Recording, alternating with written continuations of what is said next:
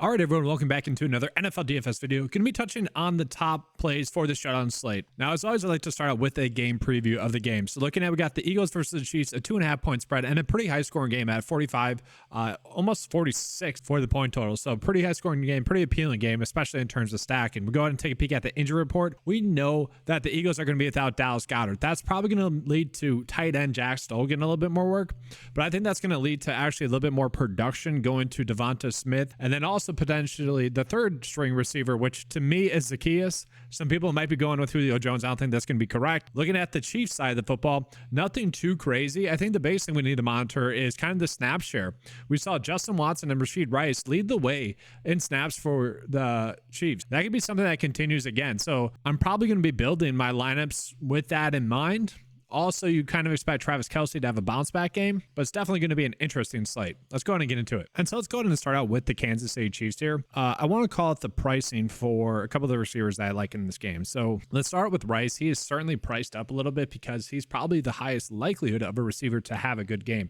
Now, the issue that we've seen with all the Chiefs receivers is none of them have demanded a high target share, but Rice has been the one that has consistently been seeing a little bit more playing time and consistently been seeing those targets. They clearly like him. And, you know, it's the Chiefs coming in off of a bye week. I kind of expect this to kind of be a correction week for them, especially in a very good matchup going against the Eagles. So all in all, I think someone like Rice is going to be someone we want to be going out of our way to play. I'm not sure if he has like the captain upside that we want, especially at that price tag. Now, I could consider getting to like Justin Watson in the captain spot simply because he is someone that very close to having a big game in that last game with a touchdown. That was like a 30-yard throw. Barely was out of bounds there, but he had 5 targets, and that wasn't fluky just due to the snap share that he had. And so if we take a peek at last week, I guess week 9, we'll see that it went Travis Kelce and then Pacheco, which was also kind of shocking. We only saw Jerick McKinnon get 23% of the snaps. If this game's going to be a little bit more of a shootout, I could see McKinnon getting a little bit more work than that, but then we saw Rice and then Watson. Watson has been someone that if you're just watching the film kind of seems like a favorite target of Mahomes. Now, the issue that we have with all the Chiefs receivers is they have made it clear that they like using them in different ways. It's kind of their unique way of saying that the receivers are bad. It's like, no, we have a lot of receivers that we can use in a lot of different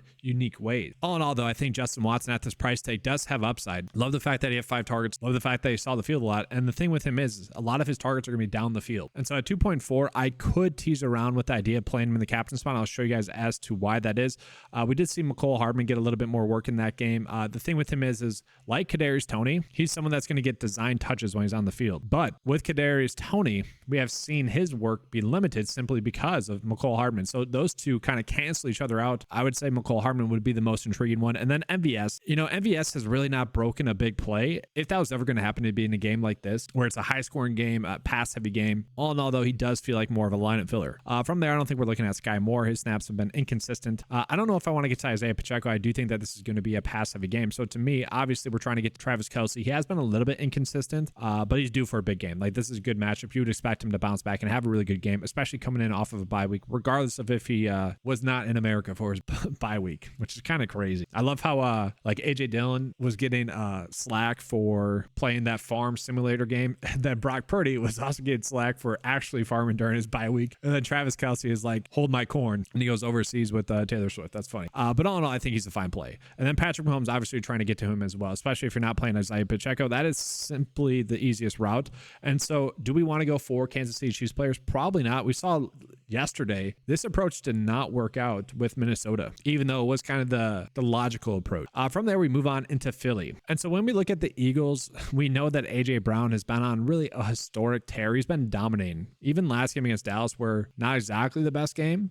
And I mean, he didn't get 100 receiving yards. He still had a touchdown. Still had 20 DraftKings points. Like, still someone we probably want to be prioritizing to get to. Although I do like Devonta Smith. I wish his price tag was a little bit cheaper because I think with Dallas Goedert, we are going to see the targets go his way. He doesn't get, like last year, dating back to last year, he gets a slight bump with Goedert off the field. It's like 1 point or something like that, a few more yards. But all in all, he does feel like a safe play considering the game script. Like, it's supposed to be a high scoring game. So I do think I want to go out of my way to get to him.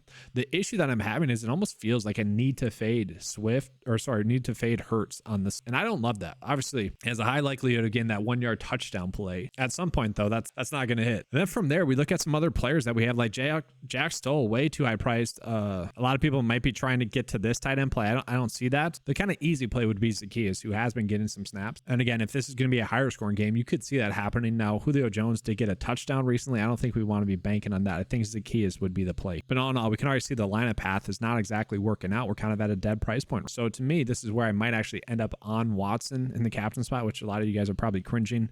We're trying to bank on a touchdown. We're trying to get lucky with a touchdown. We're chasing someone that got snaps, that got the targets, that almost had a touchdown last, and someone that's frankly too cheap considering. And then from there, we can fit someone like Swift in there. So like, I'm perfectly fine with, obviously don't like the idea of fading Jalen Hurts. We're not intentionally doing that. Chiefs defense has been pretty good though. To me, this is the most balanced build that we can make. This to me is the way that we can jam in the studs. Risk reward based, but all in all, okay. Now, would it be crazy to see maybe potentially Mahomes and Kelsey struggle again? Like if Mahomes struggles, Kelsey's probably going to struggle. So you could also just go with this build, favor the Eagles as well. Like not a terrible pivot. Then you're getting a pass heavy script there. Maybe you wouldn't want to roll with Swift, but all in all, it's kind of the logical lineup path considering where we're at there. Maybe you get it off of Watts and go Smith in the captain spots. That would probably.